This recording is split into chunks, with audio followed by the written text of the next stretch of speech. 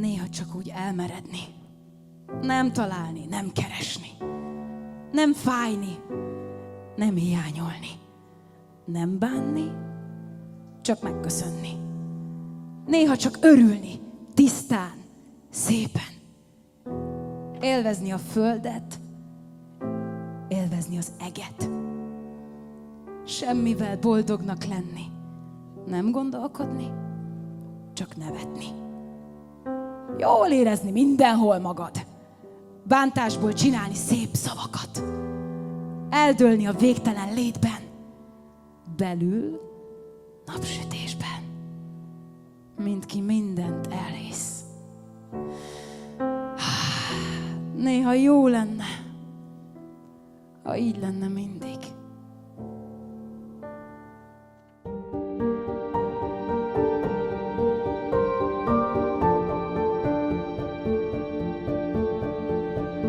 A mai napon két különleges bor találkozik, ahogyan két emberi sors is összefonódik.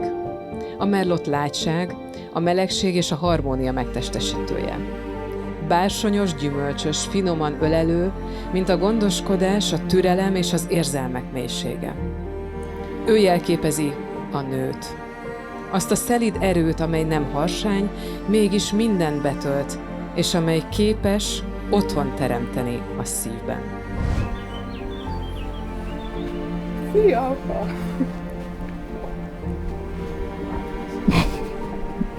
Azt mondtad, nem sírsz. Gyönyörű vagy.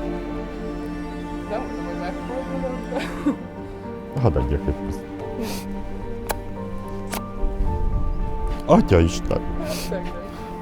Hát eléggé. A Cabernet Franc karakteres és határozott. Fűszeres, élénk és tartással teli. Szia, Pici! Szia, szia! Hát, csini lettél. Kis hercegnő. Elfogadod tőlem ezt a virágot? Mint a céltudatosság, a védelem és az elszántság. Ő jelképezi a férfit.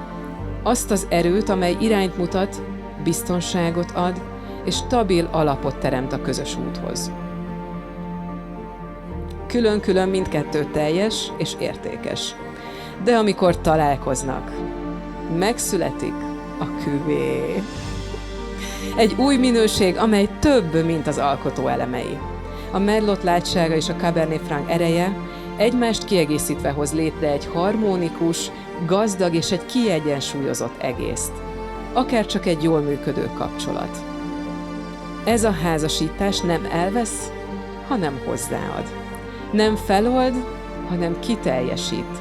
Ahogyan most ez a két bor egyé válik, úgy válik ma egyé két élet, két szív, két történet.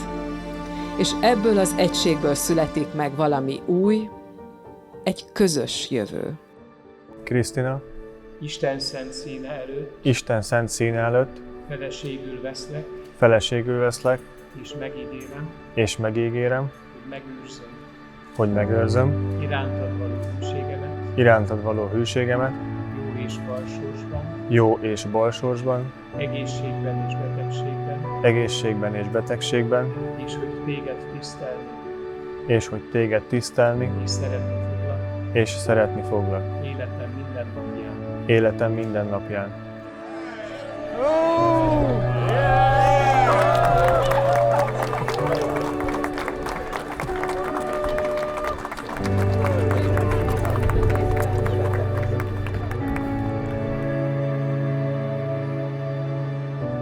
Kapcsolatotok tele van figyelemmel, apró gesztusokkal és mély megértéssel.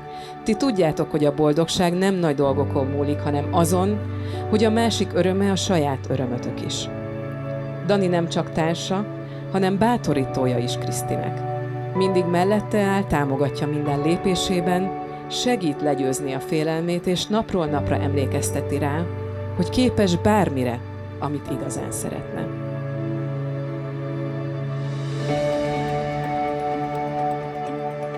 Kijelented-e, Horváth Krisztina, hogy az itt jelenlevő Kis Dániellel házasságot szeretnél kötni? Igen.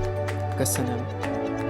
Kijelented-e, Kis Dániel, hogy az itt jelenlevő Horváth Krisztinával házasságot szeretnél kötni? Igen.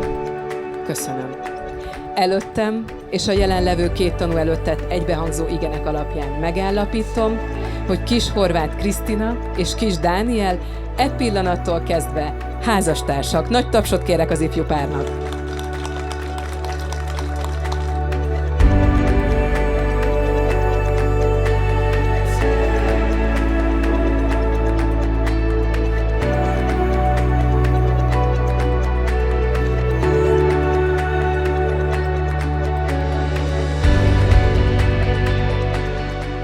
A házasság kicsit olyan, mint egy jó kosárlabda meccs. Kell hozzá csapatjáték, összhang és bizalom.